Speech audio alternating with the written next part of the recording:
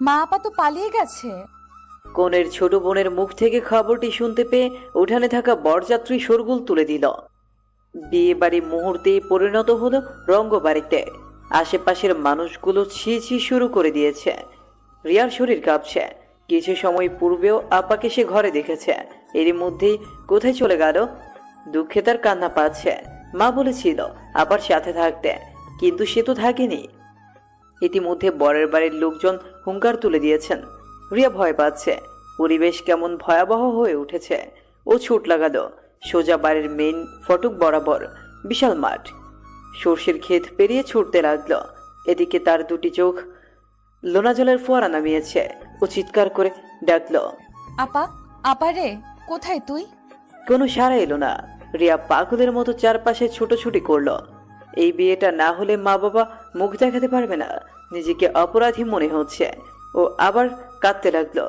এক পর্যায়ে মাটিতে বসে পড়লো, পা ছড়িয়ে কাঁদছে ও। এখন আফসোস হচ্ছে তাই না? কণ্ঠটি কানে আসতেই কান্না থামালো রিয়া।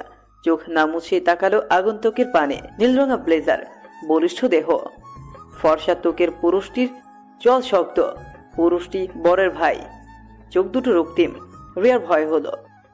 কণ্ঠটা ক্ষীণ শোনালো, আপনারা খুব খারাপ, খুব খারাপ আপনারা। কথাটি বোধে উঠে পড়ল। রিশান দেখলো কন্যাটি পুনরায় ছুটে চলেছে এদিক সেদিকে বিভ্রান্তের মতো করে।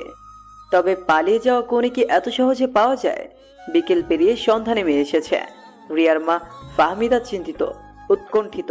তার স্বামী সেই কখন বেরিয়েছেন, অথচ এখনো ফিরেননি। নিশ্চয়ই মেয়েকে খুঁজে পাননি। এদিকে আত্মীয় স্বজন রা বলে বলে মুখের ফেনা তুলে ফেলেছে। মনে হচ্ছে কান পচে যাচ্ছে। তবুও প্রতিবাদ করছে না তিনি। কোন মুখে বা প্রতিবাদ করবেন? ধীর পায়ে বাড়িতে প্রবেশ করলো রিয়া। তাকে দেখতে প্রাণহীন মনে হচ্ছে। রিশান ঘাড় ঘুরিয়ে দেখল ওকে, চোখে মুখে বিরক্তি। তখন প্রায় ঈশার আজান হয়ে গেল, অথচ কোনের কোনো খোঁজ পাওয়া গেল না। রিয়া কাছে, ওর হাত ধরে টেনে নিয়ে গেল রিশান। বাইরের পেছনের দিকটায় চেপে ধরল দুটো হাত। ব্যথায় কন্যাটির মুখ লাল হয়ে গেল। সমস্যা কি তোমার? কেন এমন করলে?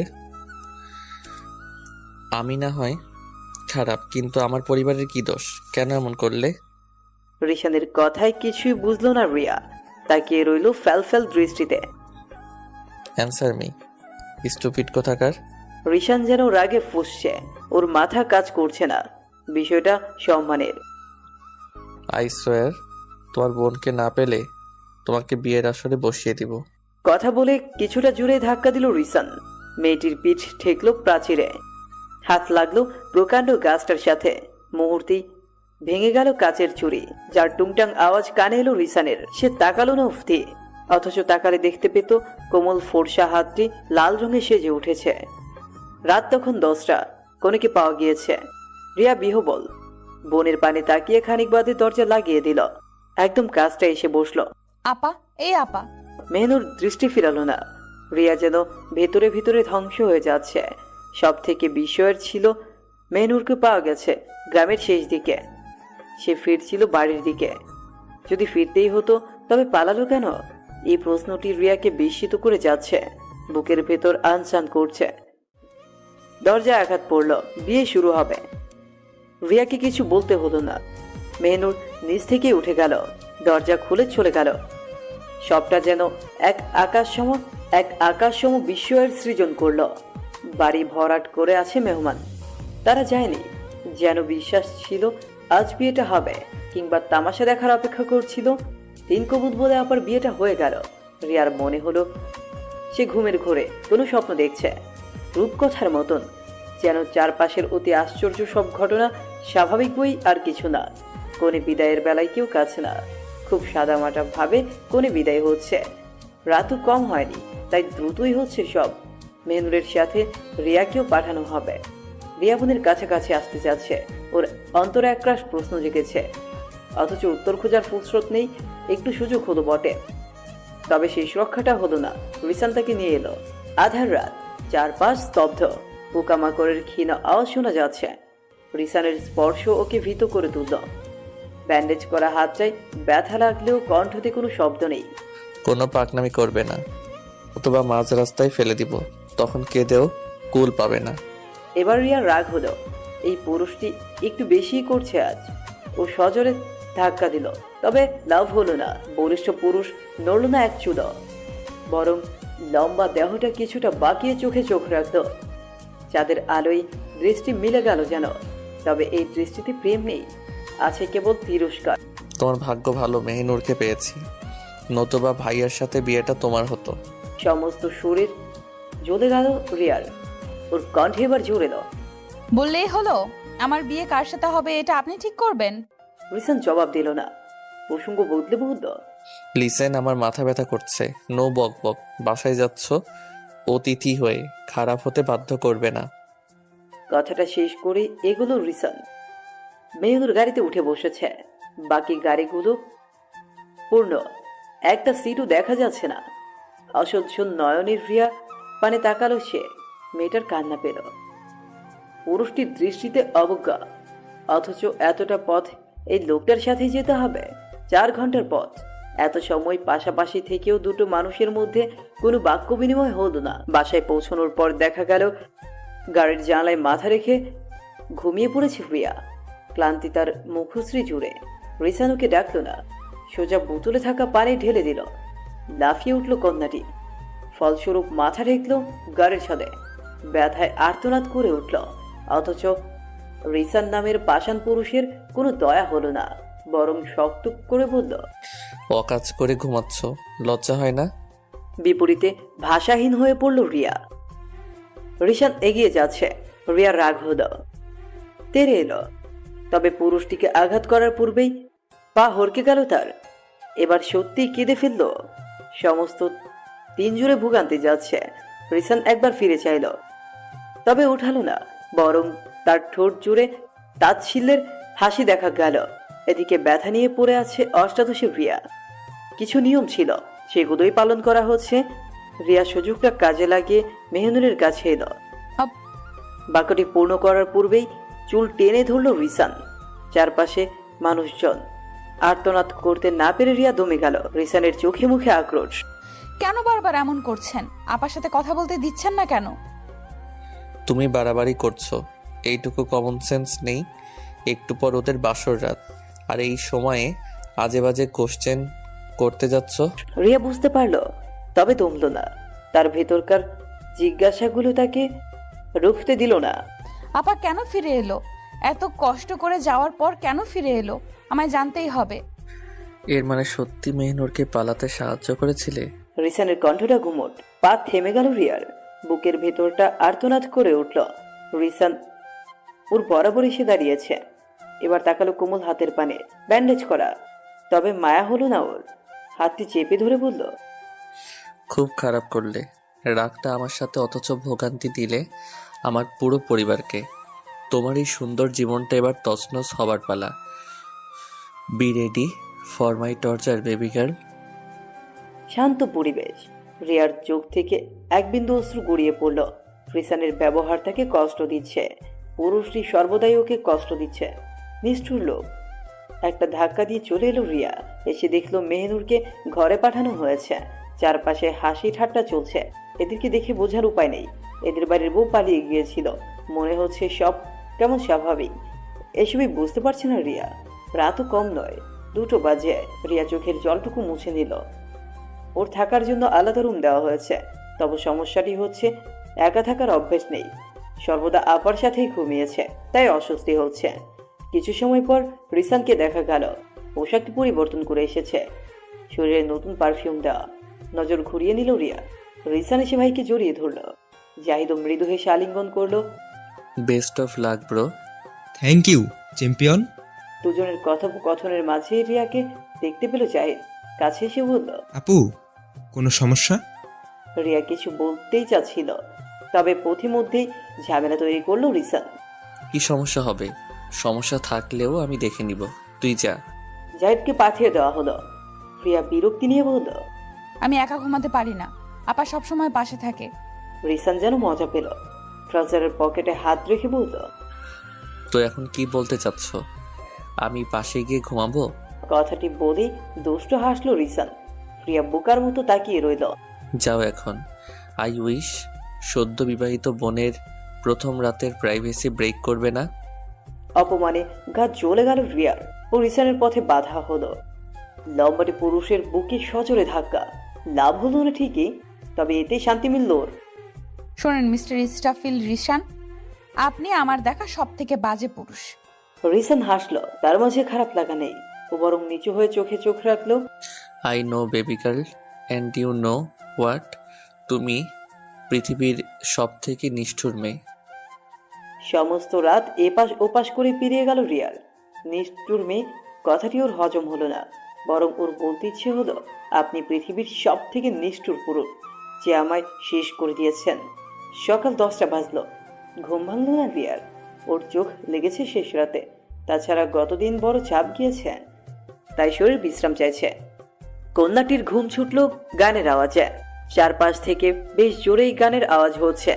বিরক্তি অনিচ্ছা নিয়ে উঠল, হাই তুলে এলো বারান্দায়। তখনই নজরে পড়ল বলিষ্ঠ দেহের পুরুষটিকে। রিয়ার চোখ যেন থমকে গিয়েছে, কোথাও একটা মায়া কাজ করছে। এককালে বড় আরাধ্যের ছিল কিনা। রুম থেকে বের হতেই চা এগিয়ে দিল সানা। একগাল হাসলো রিয়া, চাতে চুমুক দিয়ে বলল, শরীর ক্লান্ত ছিল খুব, তাই লেট হলো। সমস্যা নেই, এখনো তো বর বই উঠেনি। কথা বলেই হাসলো সানা। রিয়া অপ্রস্তুত হাসলো, তবে ওর ভেতরটা হাসছে না। ওর মনে প্রশ্নগুলো পুনরায় জেগে উঠেছে। সানা রিয়ার থেকে বেশ অনেকটা বড়, তবে কথায় মায়া রয়েছে, তাই রিয়ার ভালো লাগে। দুজন কথা বলতে বলতে বাগানে এলো। পুরো বাগান ফুল দিয়ে সাজানো হচ্ছে। পরিবেশে ভেসে বেড়াচ্ছে মিষ্টি ঘ্রাণ, সেই সাথে মৃদুমন্দ হাওয়া। সুন্দর একটি পরিবেশ, অথচ রিয়ার জন্য সুন্দর হলো না। কোথায় হতে যেন পানি এসে ভিজিয়ে দিল ওকে। বিষয়টা এত দ্রুত ঘটলো যে বোঝার সময় অবধি পেল না রিয়া। সমস্ত শরীর ভিজে একাকার। সানা চেঁচিয়ে উঠল, হাই আল্লাহ, রিসা এটা কি করলি? রিসান ঘাড় ঘুরিয়ে তাকালো। তার মুখশ্রীতে বিশেষ কোনো আবরণ নেই, সবটা যেন স্বাভাবিক। আমি কেমন করে জানবো এখানে ও দাঁড়িয়ে? আশ্চর্য, দেখে চলে না কেন? ব্রেনের সাথে চোখটাও নেই নাকি? রিয়া ফুঁসে উঠল। কি বললেন? এ কি, এ দেখি কানে কালাও। রাগে আক্রোশে কান্না পেল রিয়ার। সানা ওদের দুজনের মাঝে এসে বলতো, অনেক হয়েছে, থাম তোরা, আমি তোয়ালে নিয়ে আসি। তোয়ালে আনতে যেতেই পুনরায় পানি দিয়ে ভিজিয়ে দিল রিসান। রিয়া নিজের রাগ সামলাতে ব্যর্থ হয়ে তেড়ে গেল। পানির পাইপ ফেলে রিসানও ছুট লাগালো। দুজন ছুটছে তো ছুটছে, নিজেদের অবস্থান যেন ভুলে বসেছে। বাগান পেরিয়ে ওরা পুলের দিকে চলে এসেছে। রিয়ার খুব মজা লাগছে, অন্যরকম অনুভূতি হচ্ছে। ছুটতে ছুটতে নিজের কন্ট্রোল হারিয়ে ফেলল, পড়ল সুইমিং পুলে। আচমকা হয় বেশ কিছুটা পানিও খেতে হলো। রিসান কিন্তু অমনি দাঁড়িয়ে আছে। রিয়ার এবার সবটা মনে পড়ল। রিসান তার শত্রু, নিষ্ঠুর পুরুষ। কেমন খারাপ ছড়িয়ে পড়লো চারপাশে। উপরে ওঠার চেষ্টা করেও ব্যর্থ হলো রিয়া। উল্টা নতুন করা হয়েছে, সিঁড়ি বসানো হয়নি, বেশ গভীর। ওর নাকাল হওয়া দেখে মজা পাচ্ছে রিসান। এর সাথে ভাবছে মেয়েটির আক্রোশ একবার মুখ ফুটে বলছে না সাহায্যের কথা। রিসান হতাশার শ্বাস ফেলল, হাত বাড়িয়ে দিল। রিয়া তখন ফ্যাল ফ্যাল করে তাকিয়ে আছে। উঠে আসো। প্রয়োজন নেই। কথাটি শেষ করে রিয়া পুনরায় ওঠার চেষ্টা করলো, তবে পারল না। সে মাঝামাঝি উচ্চতার একজন মেয়ে, আর পুলটির গভীরতা অনেক বেশি। একা উঠে আসা ওর জন্য অসম্ভব। রিসানের মুখশ্রী ক্রমেই গম্ভীর হলো। ও ধপাস করে পানিতে ঝাঁপিয়ে পড়ল, চোখ দিয়ে মেয়েটির নিকটে এলো। কোনো ধরনের অসভ্যতামি করবেন না। রিসান তাকে পাত্তা দিল না, বরং কোমর চেপে উপরে উঠিয়ে দিল, তারপর নিচে উঠে এলো। পুরো সময়টা রিয়া মৌন রইল। রিসান চুলের পানিটুকু হাতের সাহায্যে ফেলে নিয়ে বলল, বেবি গার্ল, আই সোয়ার তোমাকে ভেঙে গুড়িয়ে দিব আমি। অসহ্য অনুভূতিতে ছেয়ে যাবে তোমার শহর। সানা একবার রিসানের দিকে তাকাচ্ছে, একবার রিয়ার দিকে তাকাচ্ছে। কিছু বুঝতে পারছে না ও। রিয়া নিজেও নির্বিকার। রিসান এবার জবাব দিল, বলেছিলাম না এই মেয়ে কানা, তাই পুলে পড়ে গিয়েছিল আর উঠতেও পারছিল না। শেষ কথায় কিছুটা তাচ্ছিল্য মিশে আছে। রিয়া মন খারাপটা আরো বৃদ্ধি পেল। তার উচ্চতা 5 ফুট 2। এদিকে রিসানের সব বোনেরা 5 ফুট 5-এর উপরে। এমনকি মেহনুরও ভীষণ লম্বা, বেটে না হয়েও কেমন একটা অনুভূতি হচ্ছে। সানা রিসানকে চোখ রাঙিয়ে বলল। চুপ কর তুই, যা এখন, ঠান্ডা লেগে যাবে। রিসান কথা না বাড়িয়ে চলে গেল। মন খারাপ নিয়ে ফিরল রিয়া। সানা তাকে আর কোনো প্রশ্ন করলো না। রুমে ফিরে শাওয়ার নিয়ে একেবারে তৈরি হয়ে বের হলো। আহামরি কোনো সাজগোজ নয়, খুবই সাধারণ তবে সুন্দর। সানা বেশ গরজে আজ মেকআপ করেছে। ও বলল বিউটিশিয়ানের থেকে একটু মেকআপ করে নিতে, তবে রিয়া নাখোশ করলো। চেয়ে রইল অদূরে দাঁড়িয়ে থাকা পুরুষটির পানে। অফ হোয়াইট রঙের ব্লেজারে অতিরিক্ত সুন্দর লাগছে রিসানকে। রংটি যেন তাকে আলিঙ্গন করে আছে। কনের বাড়ি থেকে লোকজন এসেছে, তাদের সর্বোচ্চ আপ্যায়ন চলছে। এদিকে রিয়া মেহনুরের কাছে আসার চেষ্টা করছে। সুযোগ পেতেই রুমে প্রবেশ করলো। অদ্ভুত সুন্দর লাগছে মেহনুরকে। রিয়া আপাকে জড়িয়ে ধরল। মেহনুর মৃদু হাসার চেষ্টা করলেও বিশেষ কোনো বাক্য করল না। আপা, তোর কি হয়েছে? তুই পালিয়ে কেন গেছিলি? এমন না জিহাদ ভাইকে তোর পছন্দ না, অনেকদিন ধরে একে অপরকে পছন্দ করিস, অথচ পালিয়ে গেলি বিয়ের দিন। পালিয়ে যাওয়ার পর ফিরেই বা কেন এলি? আনা প্রশ্নগুলো করলো রিয়া। মেহনুর জবাবহীন। বোনের বাহু টেনে ধরলো রিয়া। ওর মনের মাঝে থাকা প্রশ্নগুলো হুঙ্কার তুলল।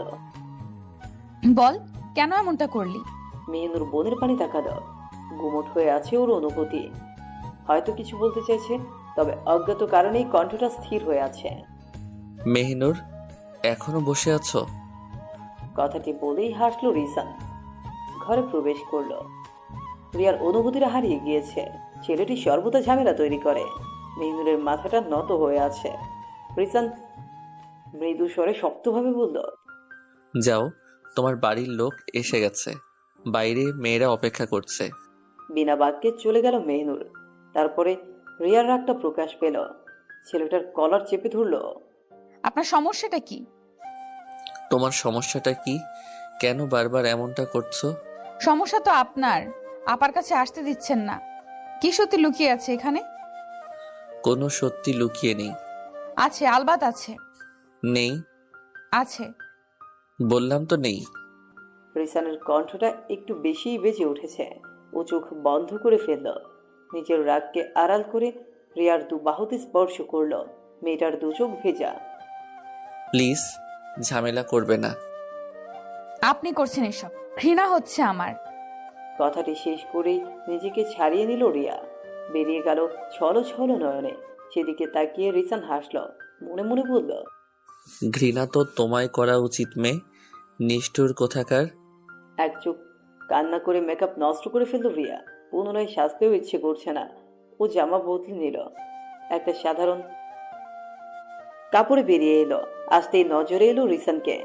পুরুষটিকে এক নজর দেখে নিয়ে অন্যদিকে চলল। রিসানও কিছু বলল না, শুধু দীঘল শ্বাসে ভেসে গেল বুক। পরিবারের সকলকে দেখে রিয়ার মন ভালো হয়ে গিয়েছে। সুযোগ বুঝেই মাকে নিয়ে আড়াল হলো। মা, বাসার কি অবস্থা? তেমন কিছু ঘটেনি। আশেপাশের মানুষরা আপাকে খারাপ বলছে, তাই না? সে তো বলবেই, যাকগে, এখন এসব কথা বলে লাভ নেই। হুম। রিয়ার কণ্ঠটা নেমে গেল। ওর মনে প্রশ্ন জাগলো, সবাই এতটা স্বাভাবিক কেন? তবে উত্তর নেই। রিয়ার খাওয়া হয়নি। এদিকে পেটে ক্ষুধার যন্ত্রণা চলছে। ও খাবার নিয়ে বসলো। সকলের খাওয়া শেষ, তাই একাই খাচ্ছিল। এমন সময় জ্বালাতে এলো রিসান। লাঞ্চে কতবার খাও তুমি? এক টুকরো মাংস কামড় দিয়েছিল রিয়া। ওর খাওয়া থেমে গেল। চাইলো পুরুষটির পানি। এভাবে খাওয়া মানে অপচয়। তোমার এই খাবারটি আরেকজন খেতে পারত। আপনি আমায় খোটা দিচ্ছেন? কিছুটা। অপমানিত বোধ হলো রিয়ার। খাবারের প্লেট রেখে উঠতে যাচ্ছিল। রিসান ওকে থামিয়ে দিল। খাবার রেখে যেতে নেই। আমার খাওয়া হয়ে গেছে, হাত ছাড়েন। বললাম না খাবার রেখে যেতে নেই। একটু আগেই খোটা দিয়েছেন। দিলে দিয়েছি, এখন বলছি খাও। খাবো না। জেদ করলে আমি খাইয়ে দিতে বাধ্য হব। আশা করছি এটা তোমার জন্য শুভ হবে না। দাঁত কিরমির করে উঠল রিয়া। এই পুরুষটির দৌড় জানে ও, তাই পুনরায় খেতে বসতে হলো। রিসান নিজের হাতে কুক ঢেলে দিচ্ছে। রিয়া সেটা তুলতে যেতেই গ্লাস নিয়ে খেতে শুরু করলো। বিস্মিত হয়ে তাকিয়ে রইল রিয়া। এদিকে রিসানের অধর জুড়ে ফিসেল হাসে। রিসিপশনের পর মেহনুরকে আর পাঠানো হলো না। কনের বাড়ির লোককে খালি হাতেই ফিরতে হবে। রিয়া বারবার বলল যাতে মেহনুরকে পাঠানো হয়, তবে হলো না। কোনো কাজে দিল না তার কথাগুলো। ঠিক হলো মেহনুরের সাথে রিয়াও কিছুদিন থাকবে। স্বাভাবিকভাবেই জামা কাপড় নিয়ে ঝামেলা হলো। রিয়ার সাইজের সাথে কারো মিল নেই। 2 বারের দূরত্ব কম না। তার চেয়ে ভালো নতুন কিছু জামা কিনে নিবে। কোনো পক্ষের বিদায়ের পরই শপিং এ বের হলো ওরা। রিসান, জাহিদ, মেহনুর আর রিয়া যাবে। 2টো গাড়ি বের করা হয়েছে। রিয়া মেহনুরের সাথে যেতে নিলেই হাত ধরে আটকে নিল রিসান। ভাইয়া, তুই মেহিনুরকে নিয়ে যা, আমি আমার বিয়ানকে নিয়ে যাই, নতুন করে একটু পরিচিত হয়ে নিই। প্রতিবাদের সুযোগ মিলল না। তার আগেই রিয়াকে নিয়ে এলো রিসান। গাড়ির দরজা খুলে বলল, যাও। এমনটা কেন করলেন? জাহিদ ভাইয়ের সামনে আমি তো কিছু জিজ্ঞেস করতে পারতাম না। জানি তাহলে তুমি একটা গাধা। উপস, সরি, গাধি। আশ্চর্য, এখানে গাধামির কি দেখলেন? ওরা নিউলি ম্যারিড কাপল, আলাদা স্পেসের দরকার আছে না? রিয়া থেমে গেল, উঠে পড়লো গাড়িতে। মৃদু সুরে গান বাজছে। এই গানগুলো একদমই পছন্দ না ওর। মিউজিক চেঞ্জ করুন। করব না। আমার ভালো লাগছে না। তাতে আমার কি? সেটাই আপনার কি? কথাটি বলেই মন খারাপ করে ফেলল রিয়া। জানলায় মাথা ঠেকে রইল। রিসান ওর পানে একবার চাইল, মিউজিক অফ করে দিয়ে বলল, জানালায় মাথা রেখো না, যে কোনো সময় অ্যাক্সিডেন্ট হতে পারে। তাতে আপনার কি? প্রশ্নটি করেই রিসানের দিকে চাইল রিয়া। ছেলেটা চুপ হয়ে গেল, মুখটা কিছুটা শুকনো দেখালো। অথচ রিয়া এমন করে চেয়ে রইল, কোনো উত্তরের আশায় নয়, এক বুক হাহাকার নিয়ে চেয়ে রইল। শপিং থেকে ফেরার পথে অনেক স্ন্যাক্স আনা হয়েছে, উদ্দেশ্য আড্ডা দেওয়া। এখন কিছুটা ঠান্ডা পড়েছে। রাতে ঈষৎ কুয়াশার দেখা মেলে। বাগানে আড্ডা দেওয়া যাবে। বাড়ির সব বাচ্চারা হাতে হাতে কাজ করছে। রিয়া এসবের কিছুই জানে না। ও এমনি বাইরে ঘুরতে এসেছিল, তখনই সানার সাথে দেখা। আরে রিয়া, এসে পড়েছো? তোমাকে ডাকতেই যাচ্ছিলাম। এখানে কি হচ্ছে আপু? আড্ডা দিব, বারবিকিউ করা হবে, আসো আসো। বিশাল মাদুর পাতা হয়েছে, সেখানে গিয়ে বসলো রিয়া। ওর পাশে বসলো নিতু আর রুবাই, রিসানের ছোট চাচার ছেলে মেয়ে ওরা। দুজনের বয়সের ব্যবধান 1 বছর হলেও একই সাথে ক্লাস 4-এ পড়ছে ওরা। খানিকটা দূরেই বারবিকিউর ব্যবস্থা করছে রিসান। কয়লা ধরাচ্ছে সে। রিয়া, নিতু, রুবাই গল্প করছে। এটাই যেন সহ্য হলো না রিসানের। নিতু, রুবাই, এদিকে আয় তো তোরা। কোনো কাজ নেই, তবু উল্টাপাল্টা কাজে পাঠিয়ে দিল ওদের। এবার রিয়া একা। ছেলেটার এই বদমতলব বুঝতে পারে রিয়া, তবে কিছুই বলে না। খানিকক্ষণ যেতেই জাহিদ আর মেহনুর উপস্থিত হয়। দুজনেই চুপ করে বসে থাকে, রিয়াও তাই। তবে কোথাও একটা দীর্ঘশ্বাস আছে, আমার মিলিয়েও যায়। কয়লায় আগুন ধরিয়ে এদিকে আসে রিসান, জাহিদের সাথে হাত মিলায়। তোরা এখানে কেন? সানাই তো আসতে বলল। কি যেন আয়োজন করেছিস? এটা তো সিঙ্গেল পার্টি ব্রো। তাতে কি, আমরা জয়েন হবই। আচ্ছা, তাহলে কাজ করতে হবে। ওকে, রাজি। ওদেরও কাজে পাঠিয়ে দিল রিসান। রিয়া চোখ ছোট করে ফেলল। এই যে মিস্টার। থামলো রিসান। রিয়া উঠে এসে ওর বরাবর দাঁড়ালো। সবাইকে আমার কাছ থেকে সরিয়ে নিচ্ছেন, তাই না? হুম। ভাবলেশহীনভাবে উত্তর এলো। ছেলেটার এই স্বীকারোক্তি মানতে কষ্ট হচ্ছে রিয়ার। ও নাক ফুলিয়ে রইল। সবাইকে সরিয়ে দিলেন, এখন আমি আপনার পেছন পেছন ঘুরঘুর করব, দেখি কি করতে পারেন। সত্যি তেমনটা হলো। রিসান যেখানে যাচ্ছে রিয়াও সেখানে যাচ্ছে। যেভাবে অঙ্গভঙ্গি করছে ঠিক তেমনটাই করছো। সাধারণভাবেই বিষয়টি বিরক্তি করে তুলল রিসানকে। ও এগিয়ে এসে মেয়েটির চুল টেনে ধরল। আর একবার এমন করলে একদম পানিতে ফেলে দিব। আমি সাঁতার জানি। আচ্ছা, ফেলি তবে। এই না। কথাটি বলেই ধাক্কা দিল রিয়া। রিসান কিন্তু ছাড়ল না, বরং কিছুটা কাছে টেনে নিল। ওর উত্তপ্ত নিঃশ্বাস মেয়েটির মুখে পড়তেই শুরু করেছে। অনাকাঙ্ক্ষিত পিছু ঘটার পূর্বেই রিয়া আটকে দিল। রিসান অপ্রস্তুত বোধ করল, শুরু করে বলল, সরি। আবেগ ছেড়ে এসেছি, এখন আর আবেগ কাজ করে না। কথাটি বলে ছুটে পালালো রিয়া। সেদিকে তাকিয়ে রিসানের ভেতরটা হু হু করে উঠল। সময় বড় নিষ্ঠুর। এর মধ্যেই বারবিকিউয়ের ঘ্রাণ ছড়িয়ে পড়েছে। রিসানকে দেখিয়ে সানা বলল, কোথায় ছিলে? একটু হলেই তো সব নষ্ট হয়ে যেত। এভাবে ফেলে কেউ যায়? প্রশ্নটির উত্তর না দিয়ে বারবিকিউর সামনে বসলো রিসান। সানা উত্তরের অপেক্ষায়, তবে রিসান সেই জবাবটি দিল না, বরং অন্য কথার সুর টানল। তুই যা, আমি দেখছি। সানা বুঝলো ভাইকে বলে বিশেষ লাভ নেই, তাই সে উঠে গেল, বসলো সকলের আড্ডাতে। রিয়া সকল দুঃখ ভুলে পরিবেশটিকে উপভোগের চেষ্টা করছে। তার পরনে কিছুটা পাতলা জামা, তাই শীত অনুভব হচ্ছে। ও বাহুতে হাত বোলালো। এদিকে রিসান বারবিকিউতে ব্যস্ত, কোথাও তাকাচ্ছে না, মুখের ভঙ্গিমা শক্ত। সেদিকে কিছু সময় তাকিয়ে থেকে দৃষ্টি ফিরালো রিয়া। আসর জমাতে বলল, চলো সবাই মিলে গানের কলি খেলা যাক। প্রস্তাবটি পছন্দ হলো সকলের। গানের কলি খেলা শুরু হলো। সবাই হাসি ঠাট্টায় মজেছে। অনেকক্ষণ খেলার পর জ দিয়ে গান বলতে বলা হলো। সবাই একে একে মনে করতে শুরু করলো, কিন্তু কেউই মনে করতে পারছে না। যে যেটাই বলছে দেখা যাচ্ছে আগে গাওয়া হয়ে গেছে। বারবিকিউ শেষ, সব নামিয়ে এনেছে রিসান। রিয়া আর চোখে দেখতে গিয়ে ধরা পড়ে গেল, তাই চোখ নামিয়ে ফেলল। রিসান বারবিকিউ রাখলো, তারপর মৃদু সুরে গাইল। গানটি শেষ করে অন্যদিকে চলে গেল রিসান। রিয়া চেয়ে রইল, তবে বুঝলো না ছেলেটা কেন চলে গেল। গানের মাঝে কোনো অনুভূতি লুকিয়ে শিরশির বাতাস বইছে, পরিবেশ সুন্দর, অথচ দুটি মানুষের মাঝে দূরত্ব অসীম। জাহিদ বেইরে আর ছোঁয়া হয়ে, আর মেহনুর বারান্দায় বসে। দুজনের মাঝে দূরত্ব হয়তো আর কখনোই কমবে না, অথচ এমনটা হওয়ার কথা ছিল না।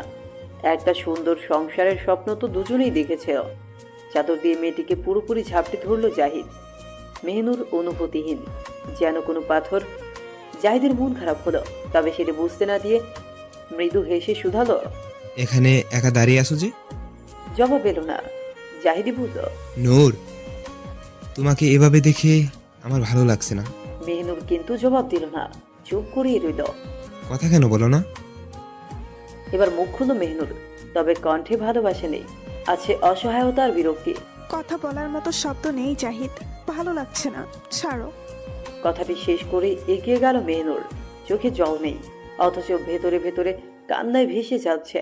সবকিছু আড়াল করে শুয়ে পড়ল বিছানায়। জাহিদও দীর্ঘশ্বাস ফেলে রুমে এলো, আলো নিভিয়ে দিল। দুটো শরীরই একই বিছানায়, অথচ দূরত্ব অসীম। অথচ বিয়ের একটি সপ্তাহ হয়নি। কি নিষ্ঠুর এই পৃথিবী। পরদিন সকালে নাস্তার টেবিলে দেখা হলো রিয়া আর রিসানের। সৌজন্যতায় চেয়ার টেনে বসলো রিয়া, তাকে খাবার দেওয়া হলো। অন্যমনস্ক হয়ে খাচ্ছিল, হুট করেই গলায় আটকে গেল। রিসান পাশে বসে থেকেও পানি বাড়িয়ে দিল না, নিজ থেকেই নিল রিয়া।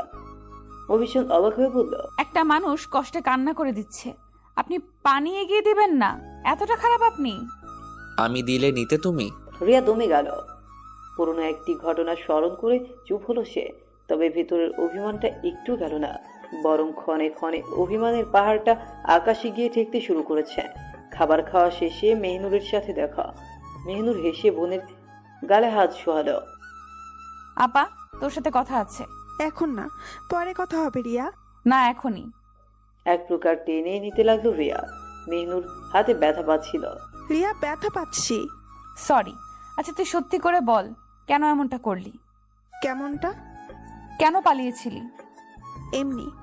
আপা সত্যি করে বলতো, তোর সাথে অন্য কারো সম্পর্ক ছিল? এটা তো হওয়ার কথা না। তুই আর জাহিদ ভাইয়া একে অপরকে ভালোবাসিস, পছন্দ করতি, এক প্রকার রিলেশন ছিল তোদের। তাহলে আমি কিছু বুঝতে পারছি না। হঠাৎই বলেই রিয়া উত্তেজিত হয়ে পড়ল। মেহনুর ওকে আগলে ধরলো। রিয়া, কিছু হয়নি। তোরা কিছু লুকাচ্ছিস আপা, কেন এমনটা করলি? মেহনুরের চোখে মুখে অসহায়। কিছু সময় যেতেই রিসান এসে উপস্থিত হলো। ইশারায় মেহনুরকে যেতে বলে রিয়ার কাছে এলো। ছেলেটার শরীরের সুবাস অনুভব করে তাকালো রিয়া, দু চোখে লোনা জল। কি জানতে চাও তুমি? কেন আপা এমন করলো, এটাই জানতে চাই আমি। বুঝেছেন? এটাই জানতে চাই। কেন জানতে চাও? কেন জানতে চাইবো না? বেশি বকবক না করলে হয় না? রিয়ার শ্বাস ভারী হয়ে যাচ্ছে। রিসান ভ্রু কুচকে তাকিয়ে, শরীর